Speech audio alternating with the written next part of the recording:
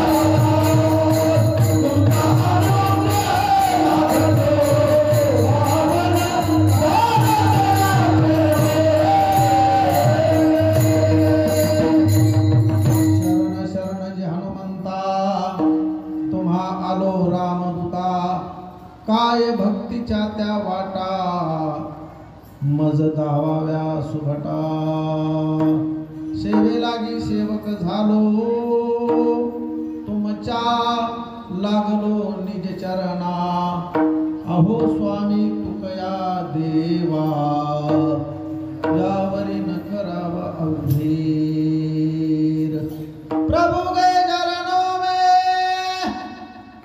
सदा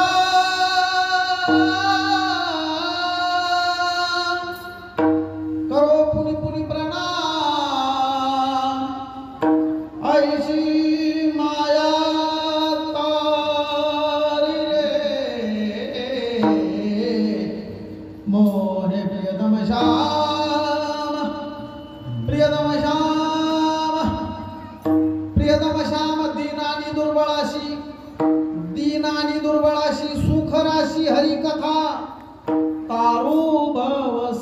सागरीचे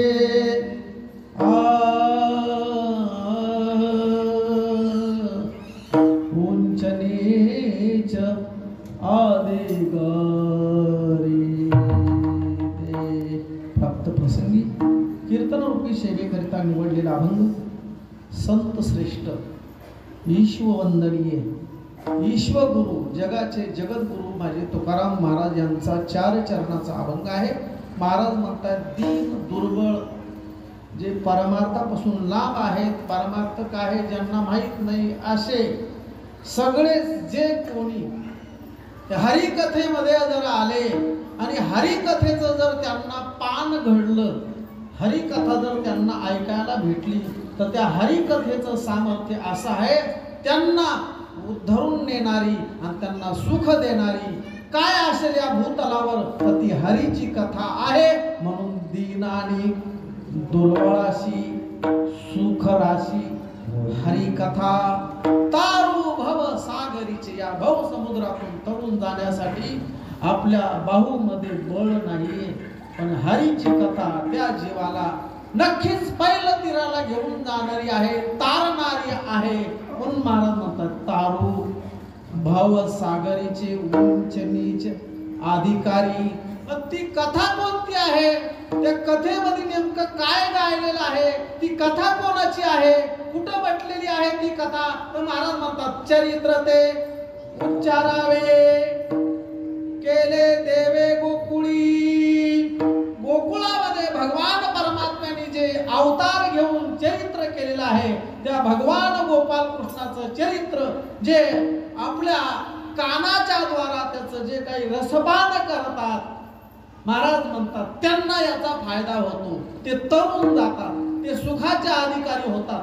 पण त्याच्या ठिकाणी आवड महत्वाची आहे. तुका म्हणे आवडी करी नंतर कृपा करी म्हणवणी असा अभंग आहे.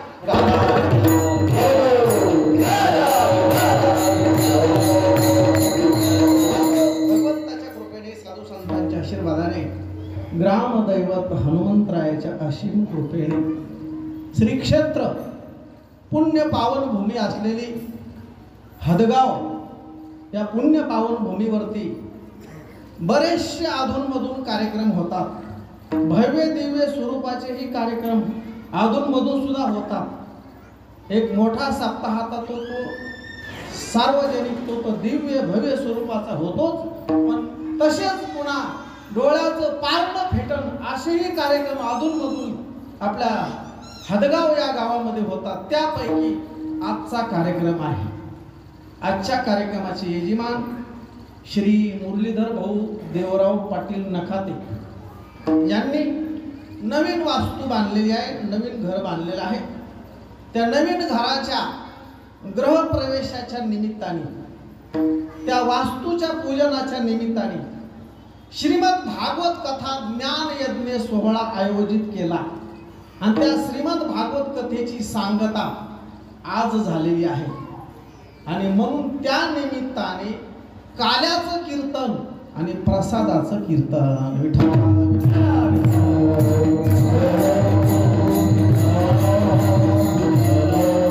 वास्तू शांती 17 तारखेला झालेली आहे.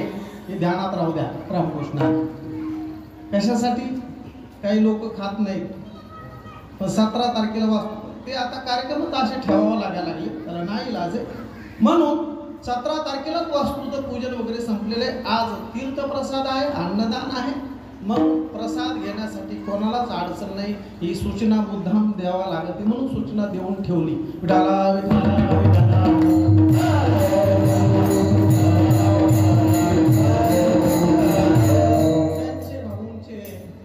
सगळे मुलं असणारे श्री सर्जेराव मुरलीधर भाऊ नखाते, श्री गंगाधर मुरलीधर भाऊ नखाते, श्री शिवाजी मुरलीधर भाऊ नखाते, या तिन्ही भावंड आणि मुरली भाऊ हे एक असं कुटुंब आहे. महाराज आमच्या गावामध्ये असे कुटुंब आहे. या कुटुंबाचा आदर्श घ्यावा. रामकृष्ण काही काही कुटुंबाकडे बघितल्याच्या नंतर त्यांची एकजुटता त्यांचं भावाभावाचं प्रेम आणि वडिलाला त्यांची जपण्याची पद्धत बरं का. आई तर सोडून गेली या लेकरांनी, आई तर लहानपणीच सोडून गेली, पण वडिलाला या मुलांनी फुलासारखं सांभाळलेलं आहे. असे वडिलाची सेवा करणारे, थोरा मोठ्यांचा आदर मान करणारे, आपल्या घरी आल्याच्यानंतर आदर आतिथ्य करणारं, कोणी घरी आलं की त्याचं तोंड भरून वर्णन करून त्यांचा आदर आतिथ्य करणारे, असे हे प्रेमाचं आणि जीवाभावाचं जे कुटुंब आहे आणि त्यांच्या परिवाराच्या वतीने ही सेवा माझ्याकडती आलेली आहे. आज या सेवेसाठी महाराष्ट्रामधले दिग्गज मंडळी या ठिकाणी उपस्थित आहेत. मृदंग महामेरू हरिभक्ती परायण सुरेशजी महाराज पाथरीकर महाराजांची उपस्थिती आहे. ज्यांनी गोड चाल गायली हरिभक्ती परायण महादेव अण्णा काळे, हरिभक्ती परायण सुनील महाराज भोसले. तशीच भजनाची सुरुवात आमचे हरिभक्ती परायण कारागीर दादा यांनी भजनाची सुरुवात केली. तसेच टाळ घेऊन टाळकऱ्याच्या लाईनीला उभे असलेले आमच्याच गावचे उत्कृष्ट कीर्तनकार तथा ज्ञानेश्वरी पारायण व्यासपीठ चालक हरिभक्ती परायण पंडित महाराज कुरे महाराज उपस्थित आहेत. आणि सर्व टाळकरी मंडळी, हरिभक्ती परायण रावसाहेब महाराज वडीचे हरिभक्ती परायण रामकृष्ण महाराज गुंजकर आहेत. हरिभक्ती परायण बाबादेव महाराज काळे हरिभक्ती परायण भागवत आप्पा शिंदे आहेत. हरिभक्ती परायण आमचे चव्हाण भाऊ रामपुरीचे चव्हाण भाऊ उपस्थित आहेत. आमचे रूढीचे मामा रूढीकर बाबा उपस्थित आहेत. आणि हे यूट्यूब चॅनल जे समोर आहे ते माऊली भाऊ काळे मरडसगावकर ते उपस्थित आहेत. आणि विशेष ज्यांचा आपल्याला आशीर्वाद आहे, पाठीमागं मुद्दाम त्यांचं नाव मी ठेवलेलं आहे की ज्यांचा आपल्याला आशीर्वाद आहे, ज्यांचं आपल्याला दर्शन झालेलं आहे, हरिभक्ती परायण श्री दत्तात्रय संस्थान गोपेगाव या संस्थानचे बाबा हरिभक्ती परायण गुरुवर्य बाबांची सुद्धा या ठिकाणी आज उपस्थिती आहे. त्यांचे आपल्याला दर्शन झालेलं आहे, त्यांचाही आशीर्वाद आपल्याला भेटलेला आहे. बरेचसे माझ्या परिचयाचे पाहुणे मंडळी समोर आहेत. कोणाचं नाव विसरण म्हणून या उद्देशाने सर्वांना धन्यवाद देतो. गावकरी मंडळीला धन्यवाद देतो. 7 दिवस कथा श्रवण केली माता मावल्याने, भरभरून या कार्यक्रमाला सर्वांनी उत्साहाच्या वातावरणामध्ये सहकार्य केलं. सर्वांना धन्यवाद देतो आणि पुढे चलतो. विठाला विठ्ठल.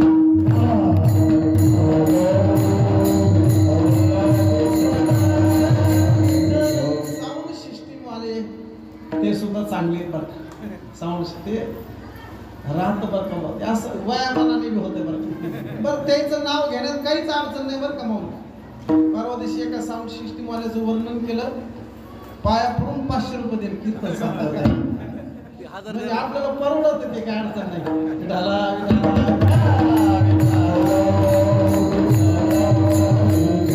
आणि सर्व गावातील भजनी मंडळ, आता एकाचं नाव घ्यावं तर एकाच पण घेतो. चला टाइम जरी झाला तरी आमचे इना घेतलेले आमचे विठ्ठल आप्पा ढोले आहेत. तिकडे हरिकिशन नाना मुकदम, आमचे विठ्ठलराव शिंदे आहेत, हरिभाऊ नखाते आहेत, विठ्ठल काका नखाते आहेत, दादारावजी नखाते आहेत, आमचे अशोकराव जिजा आहेत, पंडित नखाते, बबन महाराज दौंडे आहेत. राहिलं का कोणी? राहिलं तर सांगा, घरचाच महाराज आहे, रुसू नका. दुसऱ्या कार्यक्रमात मो नाव घेतलं नाही तरी चालत, पण कोणाचं नाव रावणी ढाला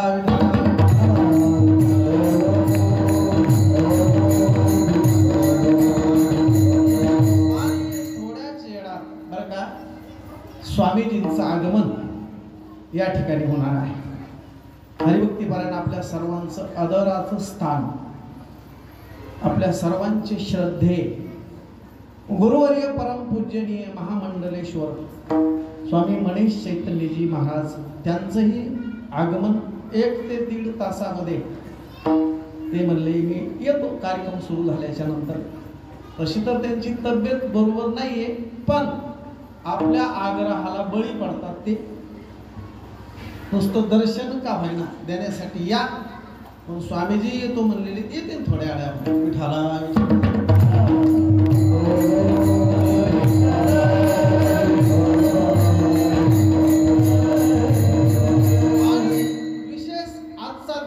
अजून एक असा महत्वाचा आहे. आज या महाराष्ट्राला अशा सुपुत्राचा जन्म झाला या महाराष्ट्रामध्ये. आजचे तुम्ही आम्ही कीर्तन करण्यासाठी उभे आहोत. आज तुम्ही आम्ही या कीर्तनाच्या मंडपात बसलेले आहोत. आज हे सुरक्षितपणे हे कीर्तन भव्य प्रमाणामध्ये चाललेले आहेत. त्याचं एकच कारण आहे छत्रपती शिवाजी महाराज. छत्रपती शिवाजी महाराज जर नसले असते तर हे असं झालं असतं का नसतं प्रश्न नाही. विठाला आम्हाला हा हिरा दिला या महाराष्ट्राला.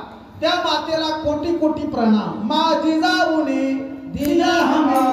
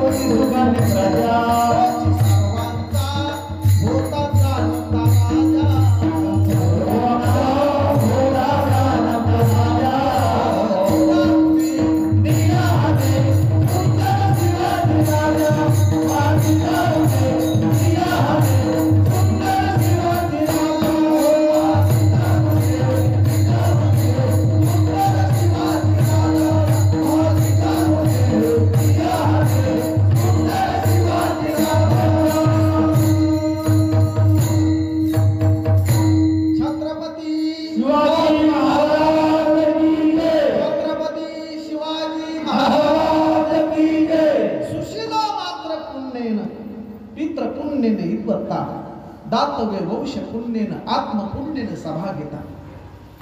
आईच्या पुण्याने विद्वान मुलगा जन्माला येतो. शिलवान मुलगा जन्माला येतो. बाबाच्या पुण्याने विद्वान जन्माला येतो. वंशाच्या पुण्याने दानशूर जन्माला येतो आणि स्वतःच्या पुण्याने भाग्यवान जन्माला येतो. असे वीर पुत्रांची आई माता जिजामाई. जिजामाईच्या चरणी कोटी कोटी प्रणाम. आणि ज्या राजाला जन्माला घातलं, ज्या राजाने आमचं संरक्षण केलं, त्या राजाला कोटी कोटी प्रणाम करून कीर्तनाकडे वळतो.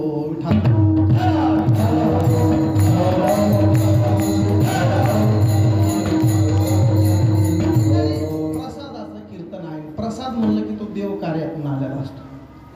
एरवी घरी आपल्या नेल्याच्या नंतर मुरमुरे असतात. एरवी घरी नेल्याच्या नंतर ते पोहे असतात. पण तेच मुरमुरे जर इथं कीर्तनात आणून ठेवले तर त्याचा प्रसाद होतो. तेच पोहे जर भागवतात आणून ठेवले तर ते सुदाम देवाचे होतात. हे प्रसादाचं कीर्तन आहे. देवाच्या प्रसादे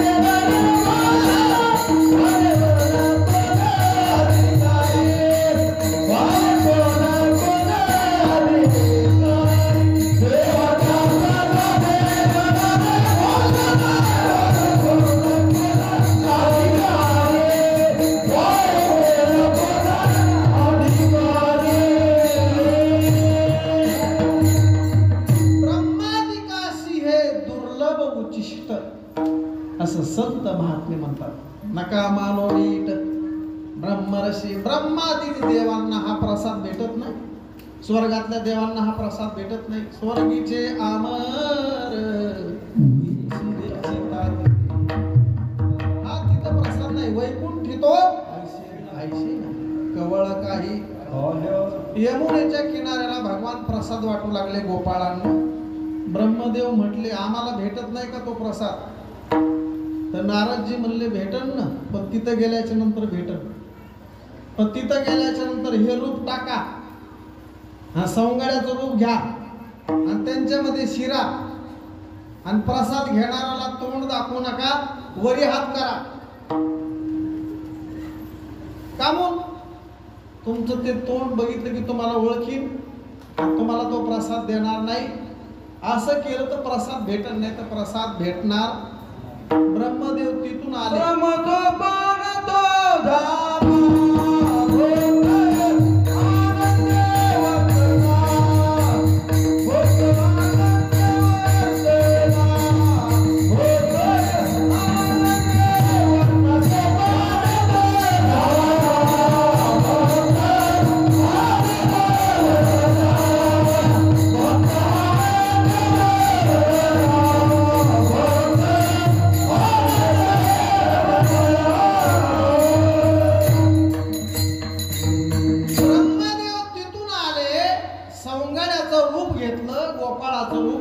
त्यांच्यामध्ये शिरले आणि प्रसादासाठी हात पुढे केला.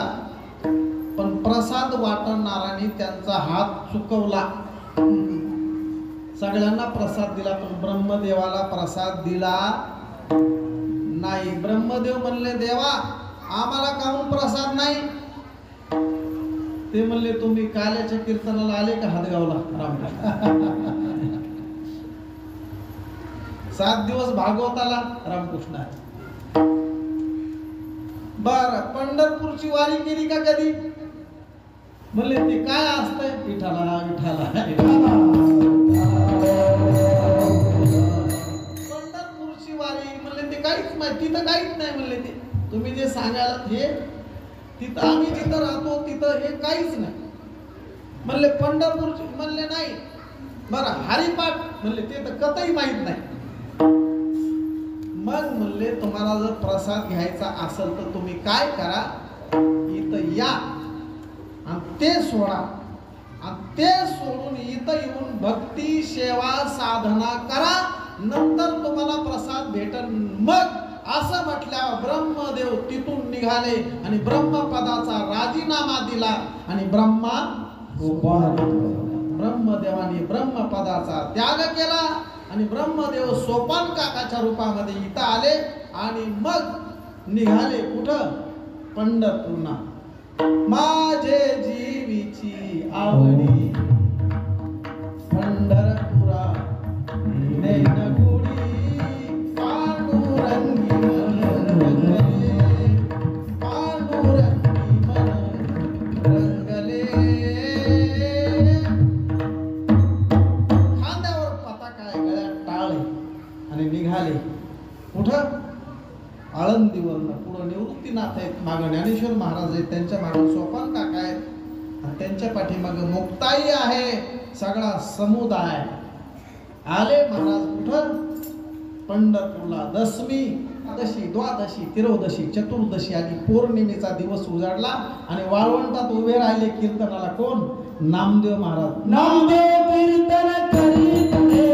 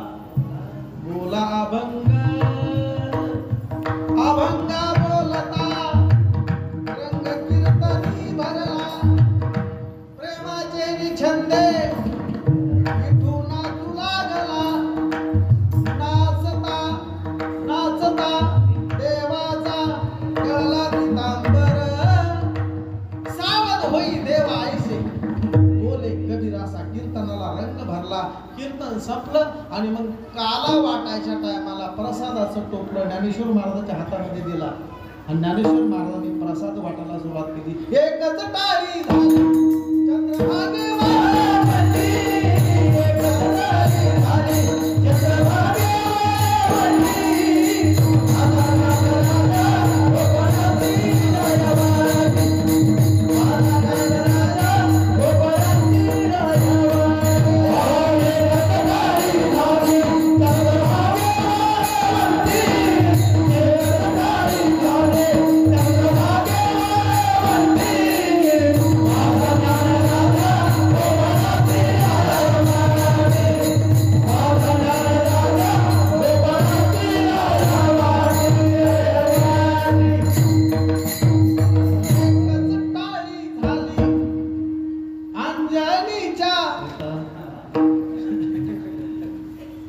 अशा चालितावाचे होत्या.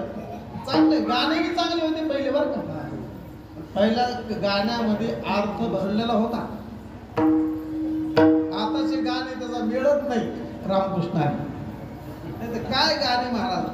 देहाची ती जोरी भक्तीचा देवा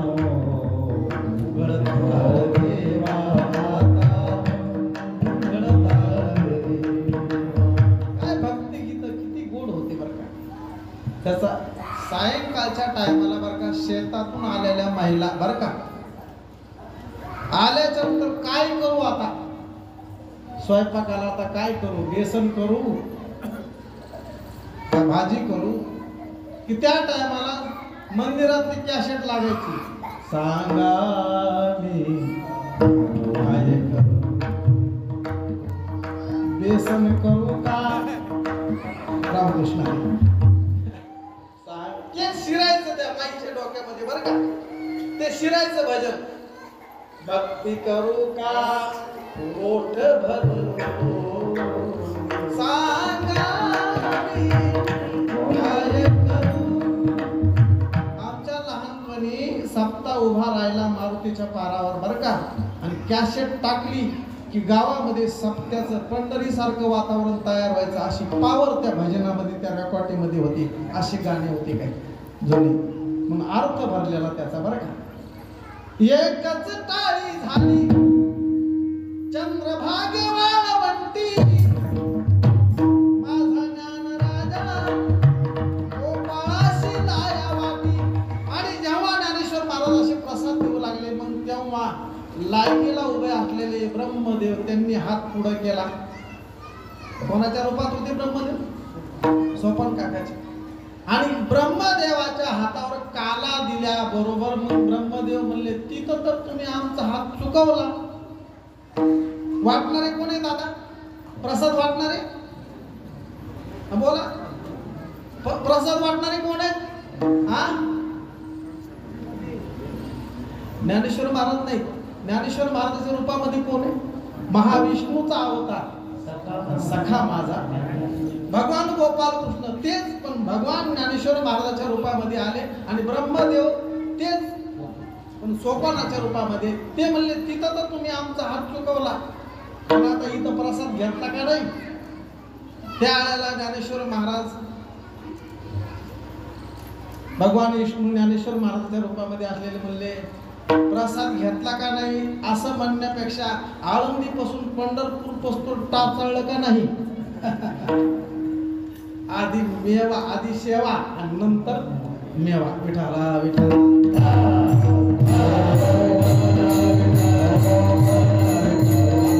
ब्रह्मादिक देवांना हा प्रसाद दुर्लभ आहे. ब्रह्मादिकाशी हे दुर्लभ उचिष्ट. आणि अजून एक आहे काला झाला की कार्यक्रम संपला असं म्हणण्याची वेळच नाही. कार्यक्रम संपलाच. काला झाला की हाला. आणि काला झाल्याच्या नंतर सुद्धा त्याच्यातला गाणारा भजन म्हणणारा एखादा परत आला तर मग आम्ही इथं गावकरी म्हणतो बा काला तर सकाळीच झाला परत का आला रामकृष्ण. म्हणून काला होणं म्हणजे कार्यक्रमाचा समारोप. विठाला.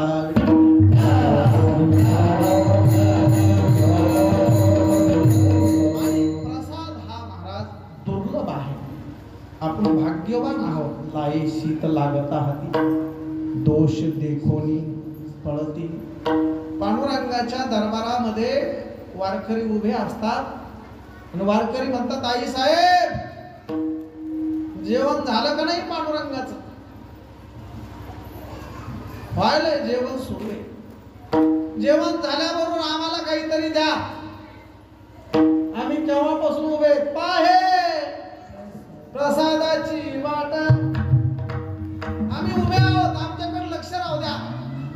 पण रुक्मिणी आई साहेब म्हणतात, ते काही ध्यानात राहिलं नाही, सगळंच संपलं, देवानी सगळंच खाऊन टाकलं. त्या वेळेला ते वारकरी म्हणतात, आई साहेब देव जेवले ना, ते ताट धुवून आम्हाला द्या. द्यावे धुवनिया ताट पाहे प्रसादाची वाट. अशी प्रसादासाठी तिष्ठत उभे राहतात साधू संत.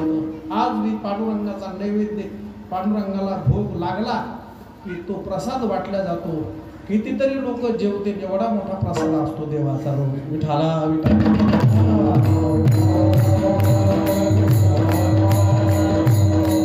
म्हणून देवाच्या प्रसादे करारे भोजन वाल कोण कोण अधिकारी ते म्हणजे प्रसाद. 7 दिवसापर्यंत श्रीमद भागवत कथा या ठिकाणी संपन्न झाली आणि त्या कथेची आज सांगता झाली. आणि सांगतेच्या निमित्ताने हे प्रसादाचं कार्याचं कीर्तन आहे. काय करते ही कथा? दिनांचा, दुबळ्यांचा, दुःखी जनांचा उद्धार करते, त्यांना सुख देते. सुख राशी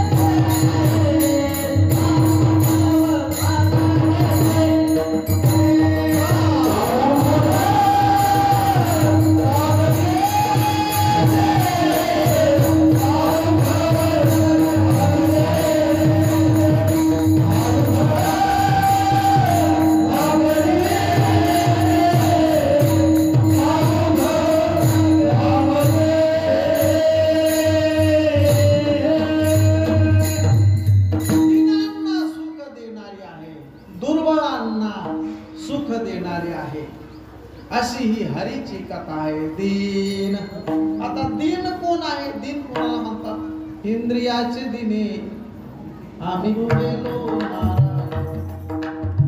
ज्याला इंद्रियाने गांजलेलं आहे, इंद्रिये ज्याच्या ताब्यामध्ये नाहीत, असा त्याला सुद्धा तारून नेणारी, त्याला सुद्धा सुख देणारी. बघा ना कसे माणसाचे इंद्रिय सुटलेले, इतके इंद्रिय धावतात, इतके इंद्रिय धावतात. किती धावतात तुम्हाला सांगू का? गरम गरम भजे दिसले, रामकृष्ण निघाले. गरम गरम चहा दिसला, हा येऊन घेऊन चहा सोडायची वेळ आली, रामकृष्ण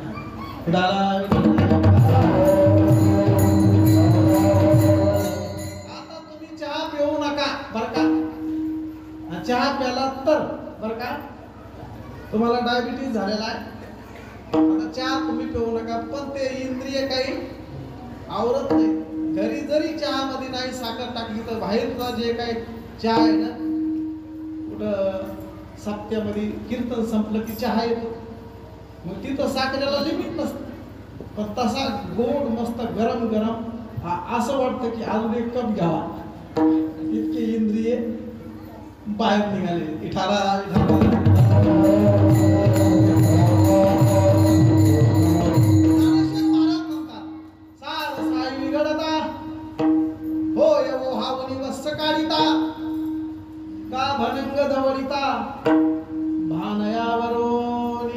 इंद्रिय आवरत असताना किती दुःख होतं. ज्ञानेश्वरीच्या 18व्या अध्यायामध्ये सगळं वर्णन आलेलं आहे. ज्ञानेश्वर महाराज वर्णन करतात. सार साई विगडता 2 पाखराची ताटातूट होते रात्री दिवस मावळाल्याच्या नंतर. ते भेटीसाठी आतुर होतात, रात्रभर आडतात. त्याच्या आवाजाने उड्डाण हे मारत पलीकड्याकडे, तिकडचं उड्डाण मारून अलीकड्याकडे येतं. रात्रभर त्यांची भेट होत नाही. तेवढं ईशियापासून इंद्रिय आवडत असताना माणसाला दुःख होतं. सार साई विगडता होय ओहावणी वत्स काळिता. गाईला सोडलेलं वासरू सोडल्याबरोबर ती गो माता सर्व दिवशी पाना सोडते, अमृत सोडते. वत्स देखील या पाठी, धेणू मोहे खडबडून उठी. सर्व दिवशी ती गाय अमृत सोडते. पण त्या टायमाला तिथं माझ्यासारखा एक धटिंगण उभा असतो. तो काय करतो, वासराचं मेकीचं मुंक एक करतो. मला वाटतं ते वासरू त्याला असा आशीर्वाद देत असेल की तो येईल मांडवाला जाऊ, असं म्हणत असं नाही. किती दुःख होतं त्या वासराला. तर ती गाय महाराज असं पोट वरी घेते. तुम्ही बघा कधीही अशी पोट असं वरी घेणं, वासरू आखडल्यानंतर गाय ज्याला अशी पोट वरी घेते त्याचं काय कारण आहे? ती म्हणती माझ्या बाळासाठी जेवढं वाचिता येईल तेवढं. हे आता धटिंगण ठोतो का नाही रामकृष्ण. आणि नंतर वासरू सोडायचं तर पुन्हा बी ते आणि पुन्हा हे होतो. अरे अजून आता नकोय, आता नको चढणार. आता याला लय खरड शब्द आहे पण ते कोठाळकर महाराजांचा आहे. आपलं न शोभत ते विठाला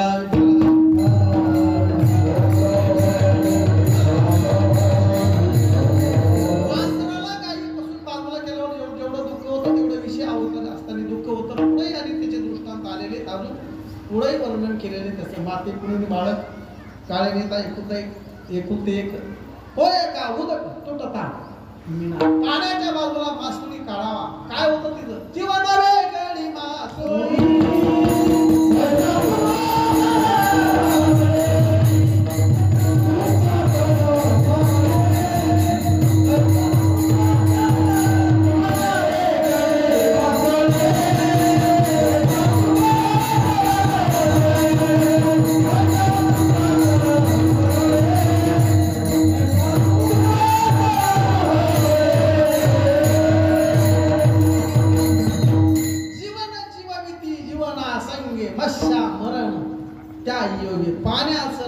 जसं नाते पाण्याच्या बाजूला माशाला काढल्यानंतर जसं तडफड करतो तसा हा इंद्रियाचा स्वभाव विषयापासून आखाड्याच्या तेवढं दुःख होतं त्याला.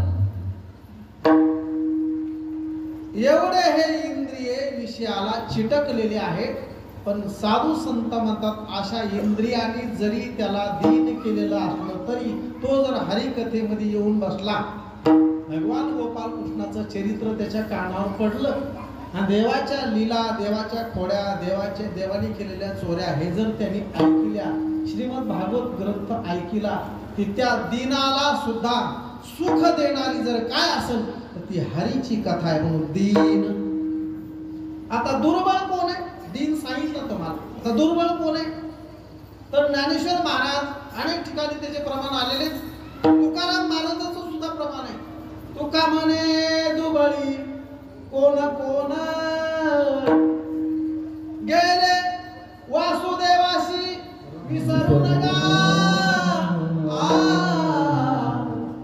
तुका म्हणे दुबळी कोण दीन आणि दुर्बळ म्हणजे ज्याचं बळ दूर निघून गेलेला आहे, असा दुबळा झालेला, देवापासून लांब गेलेला, वासुदेवाला विसरलेला असा जरी असला तरी त्याला सुख होतं. या कथेमध्ये त्याला तारून नेते ही कथा. म्हणून सुख राशी हरी कथा. सुखासाठी माणूस रात्रंदिवस त्याची धडपड आहे. सुखाला गी करी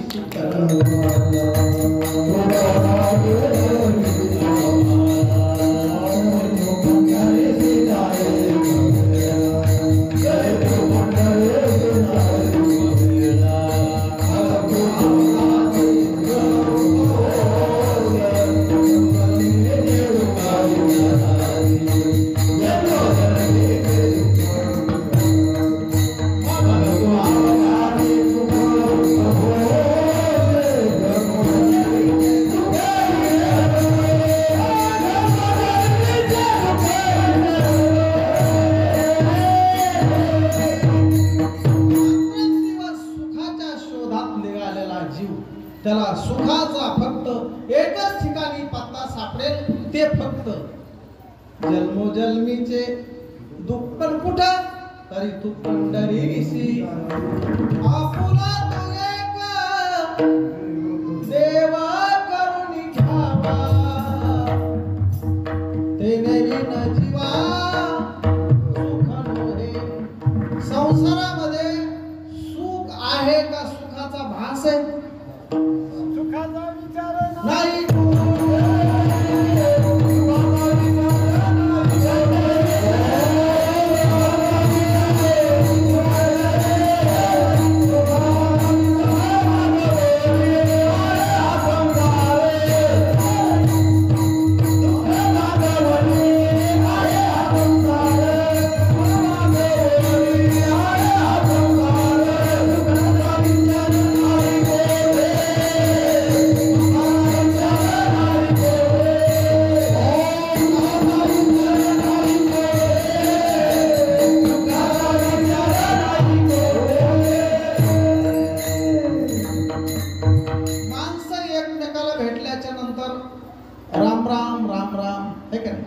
एकमेकाला भेटल्यावर माणसं काय करतात?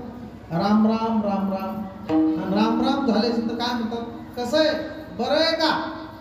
हा कसं आहे? तर तो काय म्हणतो? बरं आहे. समोरचा काय म्हणतो? आता ते बरं आहे का खरं आहे? हा ते काय म्हणतो? बरं आहे. काय चाललं तुमचं? तर समोरचा काय म्हणतो? मग ते बरं आहे का खरं आहे? हा ते दोन्ही बी नाही. बरं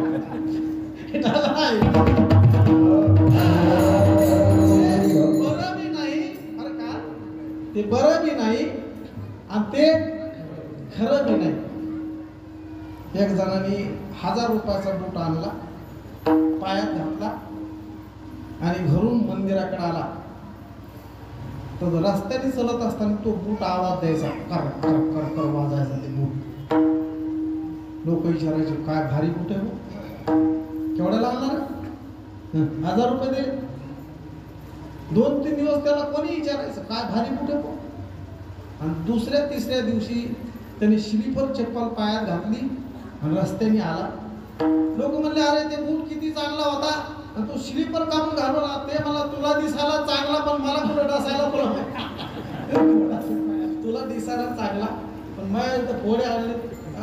काय गाडी तुम्हाला किती भारी गाडी, 18 लाखाची गाडी, बसायला सीट किती भारी आहे, एसी आहे मधात, किती तुमचं थाट आहे. ते म्हणजे सगळं थाट आहे पण बसता येईना. समजून घ्या मिठाला.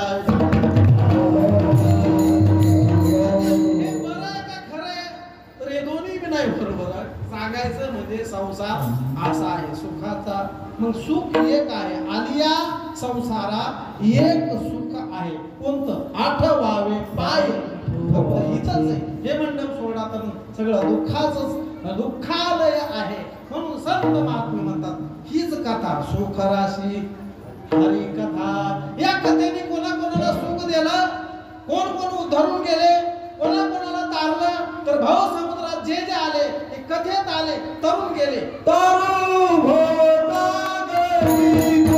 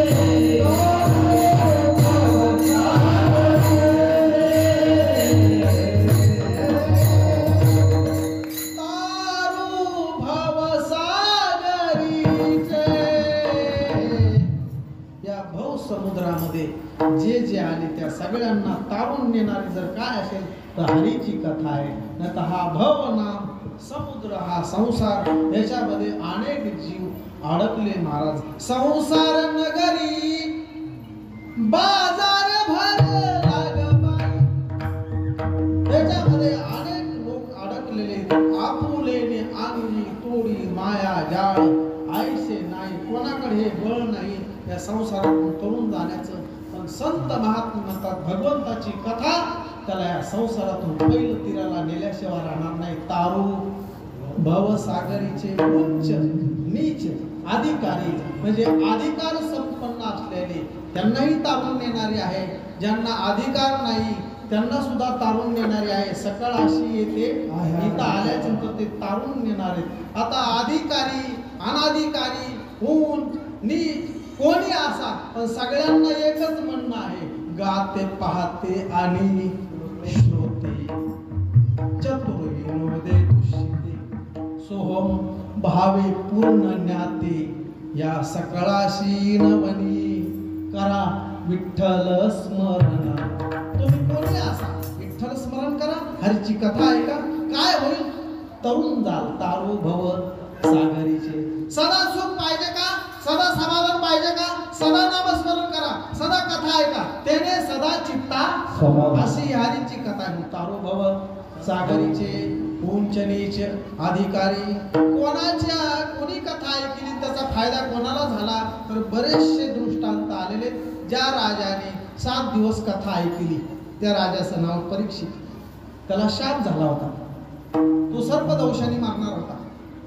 जीवन अमर करण्यासाठी उद्धरून जाण्यासाठी आता काय करू असा प्रश्न त्याच्या समोर निर्माण झाला.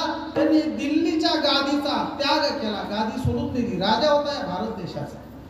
सर्व संघ परित्याग केला, गादी मुलाच्या हातामध्ये देऊन टाकली आणि गंगेच्या किनाऱ्यावर आला. आणि गंगेच्या किनाऱ्यावरती साधू संत दिसले आणि त्यांना दंडोत प्रणाम केला.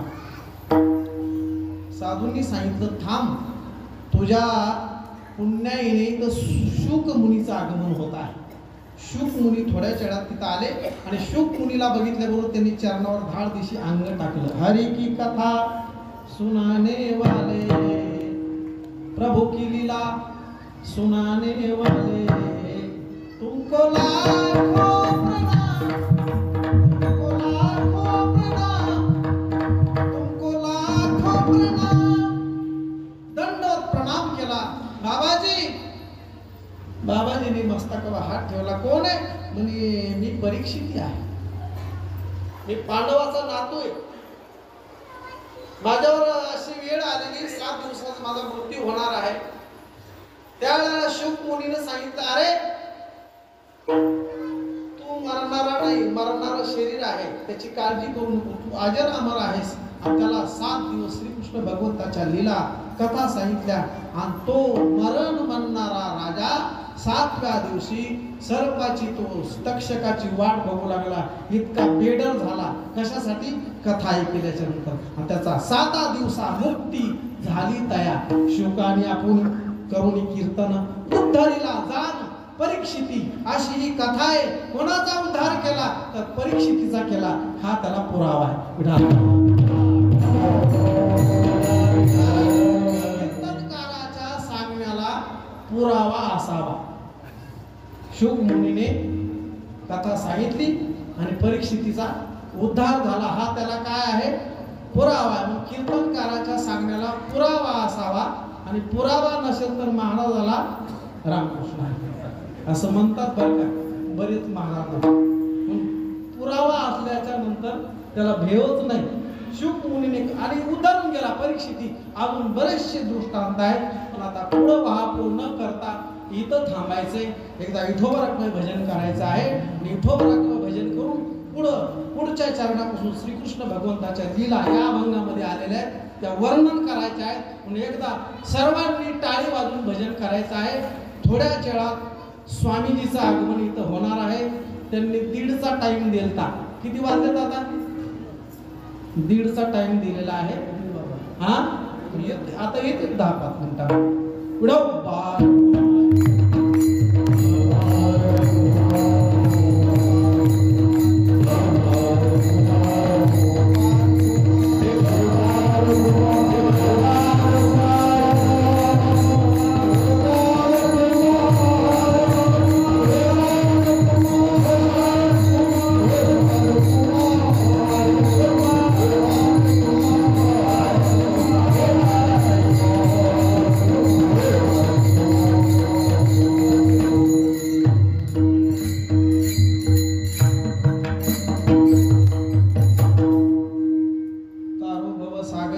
गुंजनीचे अधिकारी सर्जेराव एकदा फोन लावा मागला नंबर नसला घ्या चाल द्यायची का द्यायची द्या मला चटका शेवट मध्ये एक म्हणून सांगा अरे भाऊ जाऊ नये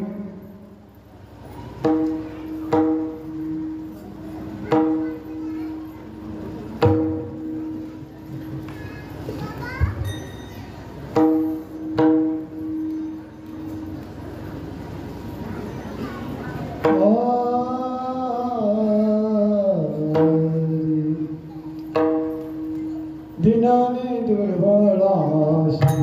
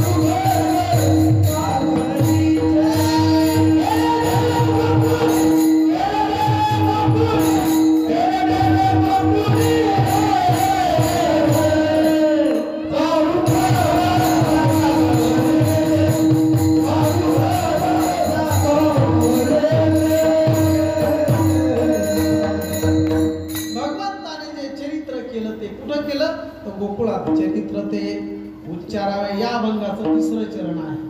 चरित्र ते उच्चारावे केले देवे गोकुळी. आता गोकुळामध्ये देवाने काय चरित्र केलं तर त्या गोकुळातल्या चरित्राचा उल्लेख करत असताना रांग तरंग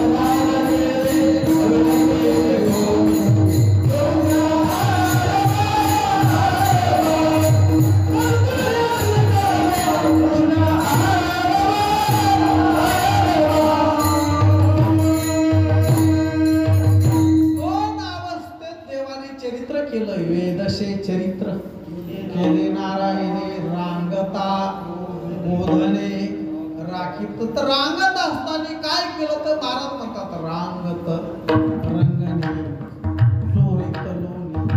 भगवंताचं स्वरूप त्या गवळणीलाच वाटायचं की त्यांनी आमच्या घरी यावा. त्याला सारखं पावा वाटायचं. काळा सावळा रंगतीला तो बाळ ब्रह्मचारी तो बाळ ब्रह्मचारी पद्मधळ पाया. त्याला पाव वाटायचं. गोपिका वाट बघायच्या हरी यावं माझे मंदिरी कोणी नाही दुसरे काम भरतार गेला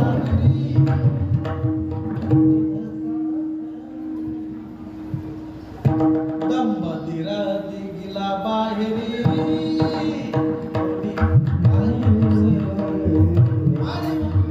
यायचे. भगवंताने जी चोरी केली ती लोण्याची नाही केली, चोरी चित्ताची केली. चित्त चोरी गेले नंदाच्या विडाला.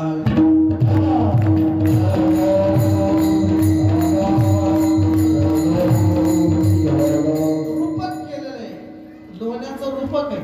पण हरीने माझे हरीने छंद भार विसरले रूपक आहे. जसं त्याचं लाक्षणिक अर्थ वेगळा आहे.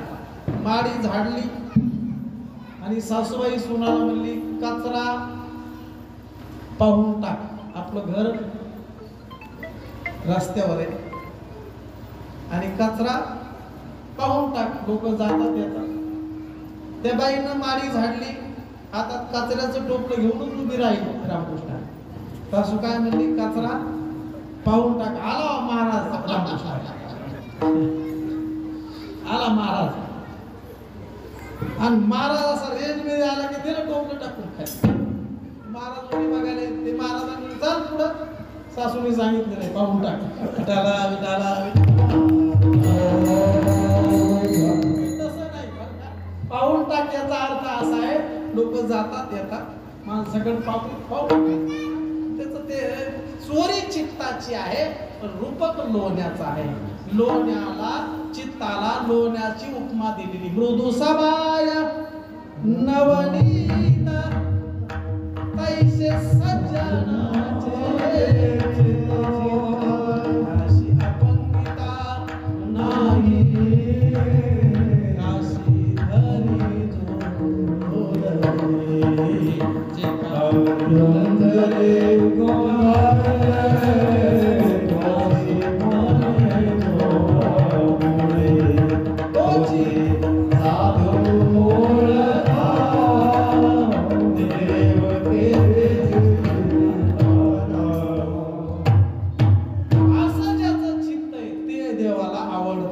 जोडले चोरी करतो. विठाला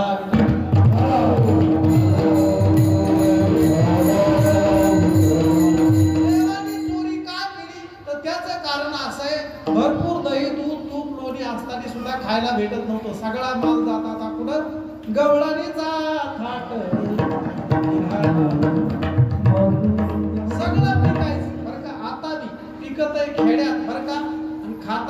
तिकडचे लोक रामकृष्ण ही परंपरा आज बी चालू आहे.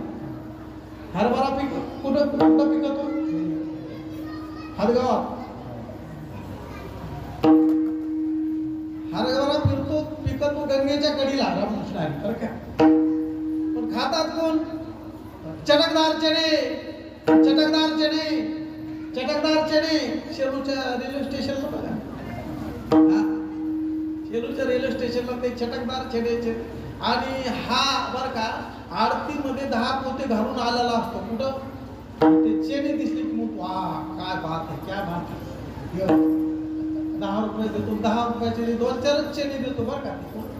मी म्हणलो भल्या माणसा तो 10 पोते घातलेस, त्या 10 पोत्यातले 10 किलो याने घेतलेत, रात्रभर भिजू घातलेत, त्याच्यात टमाटर टाकले, त्याच्यात कोथिंबीर टाकली, त्याच्यावरती सगळं ते असं ते, आणि ते तुला तू किलोभर भगुनभर मिळून खाऊ खाय ना घरी. पण ते तसं नाही. आपल्याला पिकवायचं माहित आहे पण खायचं माहित नाही. त्याला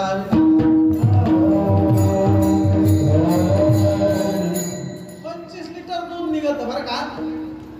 पण 25 लिटर दूध असून सुद्धा चहाला दूध राहत नाही. तेवढी दुपार झाली, दूध घालून आला, घरी आल्यावर बोर झाला, म्हणजे चहा टाक रे. माणसं म्हणजे चहा टाकला असता पण दूध नाही. ते म्हणला 25 लिटर निघत आहे. त्या बाईनं सांगितलं ते तुम्हीच नेलं ना. हो गड्या म्हणला मीच नेलं. बरं काय हरकत नाही, गॅस पेटव म्हणला. मोटरसायकलच्या जवळ गेला, कॅन सोडली, त्याच्यात पाणी टाकलं कॅन मध्ये बरं का. ते एवढं तिथून मी जाऊ लागलो. मला म्हणला या चहा प्यायला. मी दूध पित असता 1-2 लिटर घरी ठेवलं तर बिघडायला कुठं. पिकवावी बरं का, खावावी, खाल्ल्याच्या नंतर मग ही खावा. पिढाला खूप पिकत होतं पण सगळा माल जात होता कुठं? मथुरेला. देवाने सगळे सौंदर्य एकत्र केले. विचारलं का रे, दही दूध तूप लोणी सगळं भरपूर म्हणले देवा, पण ते खायला भेटत नाही. मथुरेला जातं. देवाने सांगितलं त्याच्यासाठी आपल्याला संघटना करावं लागेल. देव त्या संघटनेचा अध्यक्ष झाला आणि सांगितलं तुम्हाला पोटभर खायचं का? मी आलं तरी अवघे माझ्या मागे मागे आज देतो पोटभरी पुरे म्हणाल तोवरी. मग कृष्ण खायचं कसं? अरे आपल्याच घरचं खायचं, पण आपल्या आईचा डोळा चुकून खायचं. आपलंच खायचं. आई अशी देत नाही ना, मग आईचा डोळा चुकवायचा आणि ते खायचं. फक्त ही चोरी झाली. त्यावेळेला देवाने सांगितलं ही चोरी आहे पण लोण्याची आहे. लोण्याची चोरी चोरी नाही, सोन्याची चोरी चोरी असते. लोकांच्या घरचं नाही ना, ते लोकांच्या घरचं नाही ना, आपल्याच घरचं, आपल्या आईचा डोळा चुकून खायचंय. म्हणून देवाने सगळे एकत्र केले आणि सगळ्याचे सगळा ग्रुप जाऊ लागला कुठं? हे लोणी खाण्यासाठी. गवळणी दाराने सांगू लागल्या. गवळणी दारावरती येऊ लागल्या, यशवदे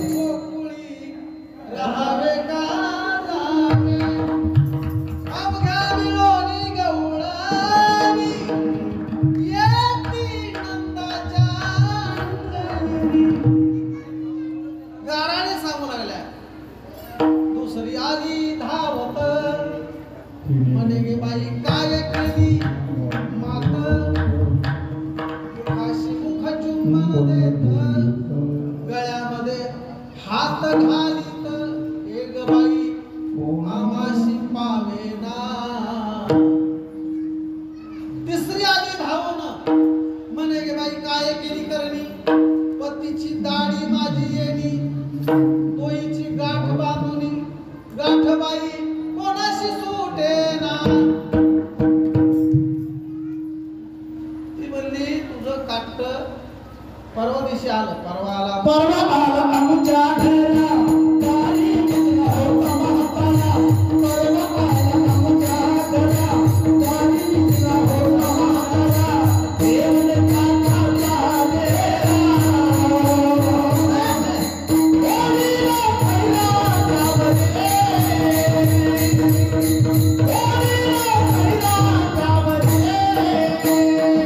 घरा आमच्या घरा दोरी होता महापाला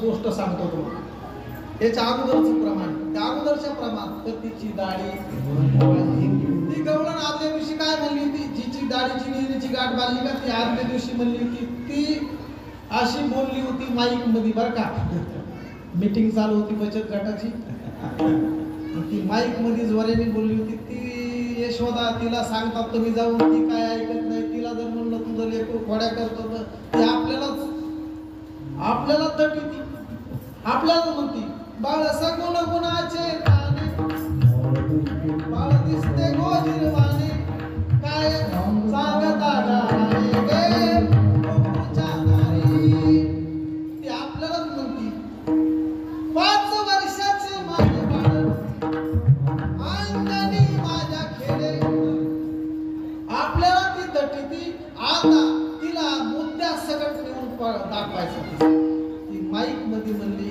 कृष्णाने सगळ्याच्या घरी येतो त्याला म्हणा माया घरी येऊन पाय अशी बोलली कोण ती दाढीची गिरची गाठ बांधली का ती म्हणली त्याला माया घरी येऊन पाय त्यांनी ऐकलं माईक मध्ये तिकडं ते टोळकच होतं बसलेलं पिपळा खाली मोठ्यावर त्याने कोण आहे माईक मध्ये कोण आहे ती माईक मध्ये बोललेली कोण आहे त्याला माया घरी येऊन बघून कोण आहे ती त्यांना म्हणलं बाबा प्रभावती काकू येतात अरे तू जरा घाबरून का म्हणून ते म्हणला मी घाबरून बोलायला म्हणला त्याला तिला सगळेच घाबरत तात्या सुद्धा भेटून तिला तात्या सुद्धा भेटून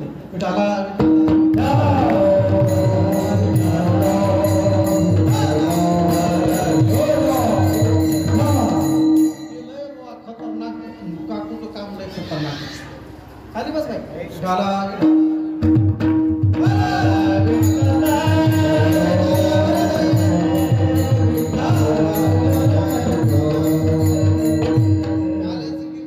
गोपाळ जागेच असते काल्याच्या कीर्तनामध्ये गोपाळ जागे असते आणि गोपाळाशी मजा बी नाही हो गोपाळ आहे तर घर आहे एवढं मोठं घर आहे त्याच्यात गोपाळच नाही तर करायचं काय घालवा त्या म्हणून गोपाळ असावा त्याच्या आधी घर असावा आणि ते पुन्हा गोपाळाने म्हणजे गोकुळासारखं भरलेला असावा मग त्या घराला आनंदित लेकराशिवाय आनंदच नाही मग लेकरा तर इकडं तिकडं उड्या मारतात ना त्याला ते आनंद उत्साह द्यायला वाटतं हे वाजल्याचं झाडावर जसे वाढणार बरं का तसं वाजलं की त्याला सुद्धा वाटतं की अरे काहीतरी हाय उड्या मारायचं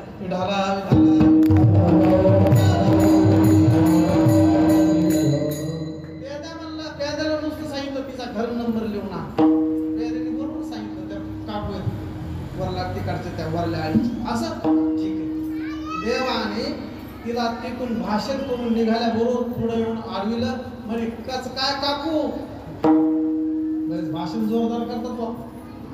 तुम्ही म्हणला उद्या घेऊन माझ्या घरी येऊन बघ. आज संध्याकाळी तुझ्या घरी आलो म्हणजे आलो. म्हातारी म्हणली माय मुलगा कळी. घरी गेल्याच्या नंतर मालकाला म्हणली ती आल्याशिवाय राहणार नाही. सगळं दही दूध तूप लोणी सगळं झाकून ठेवलं. आणि झाकून ठेवल्याच्या नंतर मालकाला म्हणली पहिले 12 वाजता पहारा तुम्ही करतात का मी करू? पहिले 12 वाजता पहारा तुमचा. ते म्हणलं सगळा पहारा पगडा तू आज आहे ना.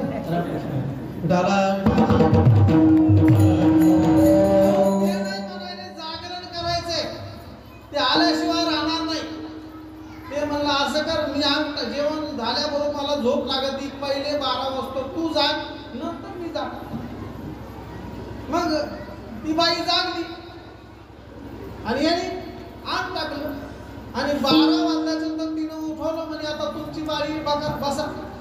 बसा म्हणलं तिथंच वाटलं असं टेकन देऊन टाकवलं. टेकन देऊन बसलं जागत कवाडाकडे बघत. आणि कवाडाकडे बघ या बाईनं आग टाकली. आता 12 वाजता जागरण झाल्यामुळं आग टाकल्याबरोबर त्या गवळणीला डोळा लागला आणि तिला डोळा लागल्याच्या नंतर आपल्या जवळ कोणी झोपल्यावर बरं का कीर्तनामध्ये सुद्धा आपल्या जवळ कोणी झोपायला लागलं हा तर ते लगेच म्हणजे देवाण घेवाण त्या बाईला डोळा लागला की याला बी झोप लागली. आणि दोघं झोपल्याच्या नंतर त्याला यायला तर काही म्हणते. ते आल्याच्या नंतर त्यांनी सगळं दही दूध नासाड्या केल्या आणि सगळं दही दूध नासाड्या केल्याच्या नंतर एका ठिकाणी वाटोवर असल्यामुळं त्यांनी जाता जाता काय केलं मी आलो असं यांना कोण काहीतरी वाटावं म्हणून दोन्हीची हल्ली गाठ कशाची हा पहिले गवळी लोकाला गळ्या माणसाला अशा दाड्या असायच्या बरं का. छत्रपती शिवाजी महाराजांकडे बघा डाला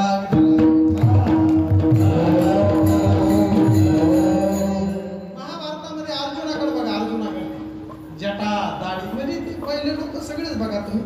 चला असो दाढीची यांची गाठ मारली आणि निघून गेला. जाताना काय केलं डब्बी जी होती ती दुसरीकडे ठेवून दिली.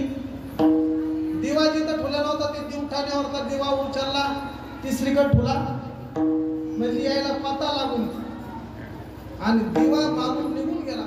हे जेव्हा जागे झाले पाहतात तर दिवा नाही जवळ अंधार पडलेला आहे. मग दिवठाण्याकडे ती बाई गेली तर दिवा जाग्यावर नाही डब्बी जाग्यावर नाही. आणि मग पाहतात ती दाढीची येणीची गाठ मारलेली. दोघांना संगत जाऊन ते बघावं लागू लागलं. विठाला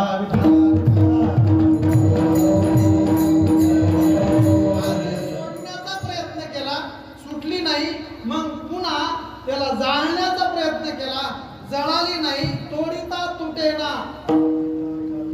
आणि मग इडी घेतली इडी बरं का आणि त्याच्यावर तर ती इडी वाजू लागली त्याच्यावर हातीच्या कानात ते वाजत होते.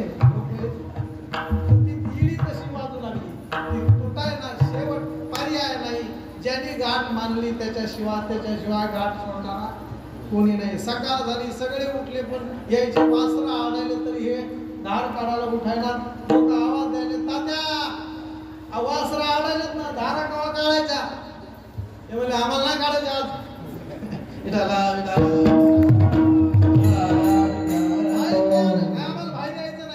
आम्हाला बाहेर द्यायचं नाही. आणि कृष्णाने आधीच सांगून तुला सगळ्या सांगण्याला आज तिकडच्या गलीहून सोंग येणार आहे बरं का. आपल्या घरात वस्तू येणार आहे पोरं तर मग तिकडं लगेच तटूनच पिंपळाच्या पानाच्या पुंगाण्या पुन्हा ते गाडग्याच्या वरत असतं ना त्याला कागद चिटकिले ते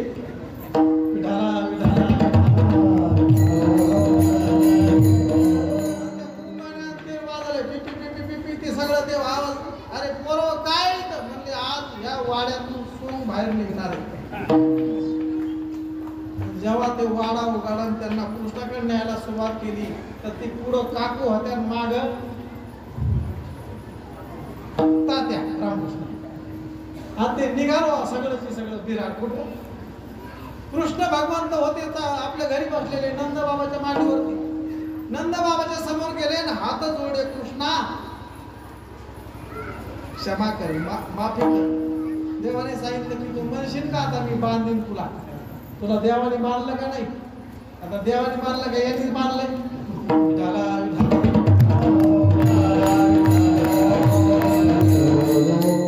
संदेहाच्या सुटल्या गाठी मोठी शीतळ देवाने गाठ सोडली आणि आत्मज्ञानाची खून त्या जीवाला प्राप्त करून जोपर्यंत संदेह संशय जीवाचा जात नाही तोपर्यंत जीव आत्मबोधाला प्राप्त होत नाही. भगवंताने त्याचा संदेह निषेध केला आणि त्याला आत्मबोधाचा आनंद दिला. अशा अनेक देवाच्या लीला आहेत, अनेक खोड्या आहेत. याच्या खोड्या सांगू किती? मयी सिंधू पत्र आटे असा या भगवंताच्या लीला आहेत.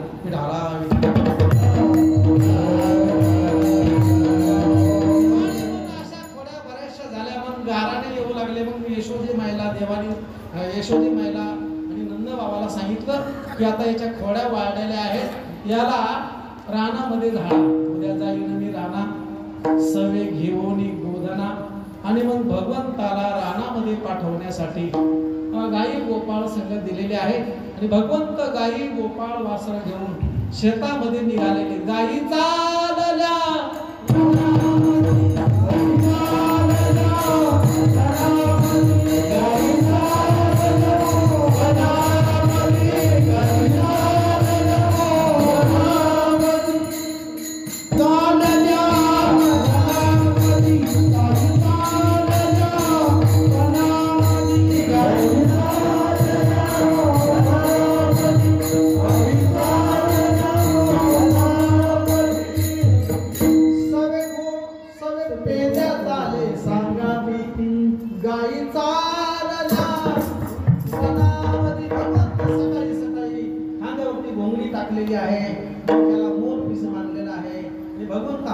काठी घेऊन खांद्यावरती घोंगडी घेऊन परमात्मा निघाले गायीच्या पाठीमागे. काळी घोंगडी हातामध्ये काठी सारी तसे सावळा जगजेठी. भगवंत निघाले. निघत असताना यशोदा माईने सांगितलं, अरे जवळीच चारा जाऊ नका. आजपर्यंत भगवंत यशोदा माईच्या समोरून कुठे गेलेले नव्हते. पण आज रानात निघाल्याच्या त्राईच्या डोळ्याला धारा लागल्या आणि पेद्याला सांगितलं, जवळीच खेळा जाऊन साबुरी.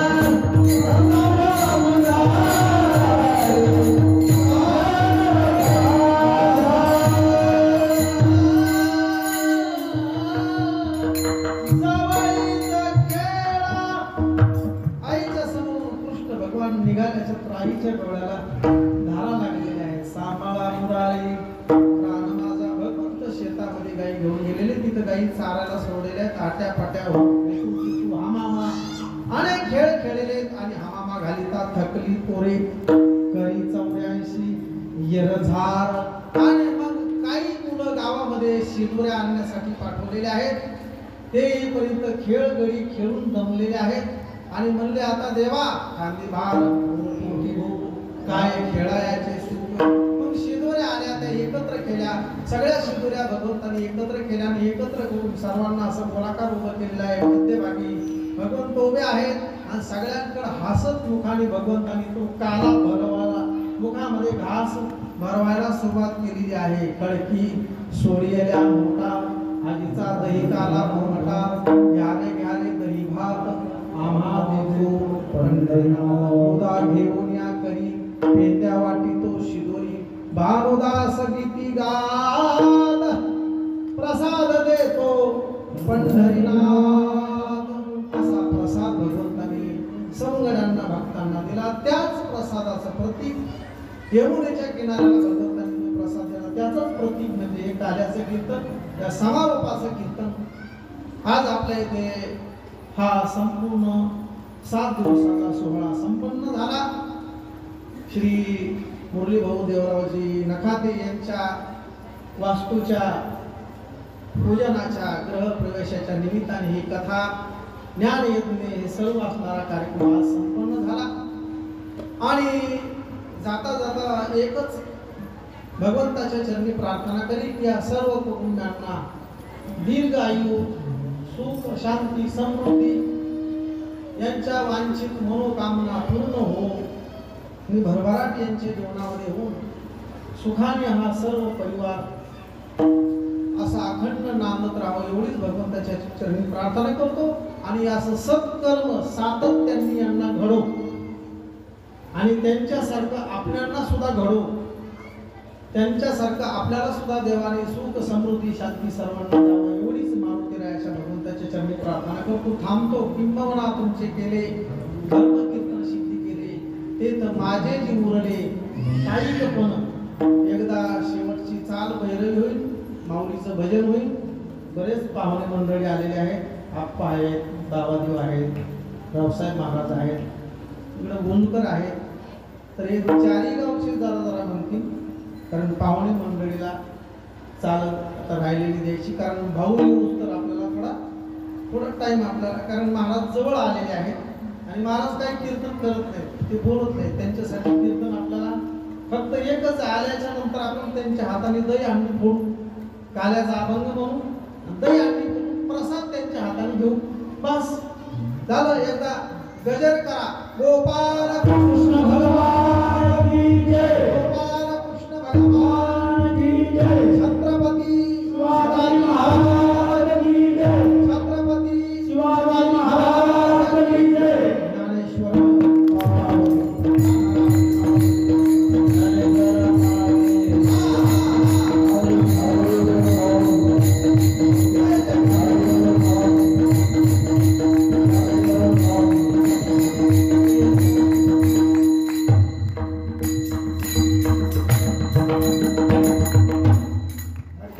करी म्हणवले तारू भव सागरीचे उंच नीचे अधिकारी. या सर्व चरित्राच्या ठिकाणी, या कथेच्या ठिकाणी जो आवड धरतो भगवंताच्या ठिकाणी, नक्कीच भगवंत त्याला तारून नेतो, नक्कीच भगवंत त्याच्यावरती कृपा करतो. म्हणून तुका म्हणे आवडी धरी आवडीने भावे हरिनाम दिसी तुझी चिंता त्याशी. नक्कीच तो कृपा केल्याशिवाय राहत नाही. असा अभंग आपल्या समोर म्हटला.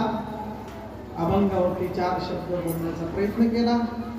अभंगाचा भाव असाच आहे, मुळीच माझा आग्रह नाही, पण नियमाला समयाला अनुसरून हा अभंग निवडला. कथेची सांगत आहे म्हणून दीन आणि दुर्बळाशी सुख राशी हरिकथा समयाला अनुसरून हा अभंग आपल्या समोर आला. आणि अभंगावरती 4 शब्द बोलण्याचा प्रयत्न केला. करविली तैशी केली कटकट वाकुडी का मीठ देव जाणे किंबहुना म्हणजे केले धर्म कीर्तन सिद्धी केली तेथ माझे जी बोलले पायिकपण. एकदा आपल्याला